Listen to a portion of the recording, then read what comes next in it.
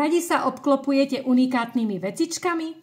Tak táto kuchynská čarodejnica je práve pre vás. Je ručne vyrobená s láskou, s milou tváričkou, krásnym úsmevom a s kúskom mágie v každom stehu. Hovorí sa, že čarodejnica, alebo ak chcete, bosorka na metle, keď visí nad kuchynským stolom, tak prináša do domácnosti pohodu, hojnosť a odháňa smolu. No a prečo by mala práve striga odháňať smolu a prinášať šťastie?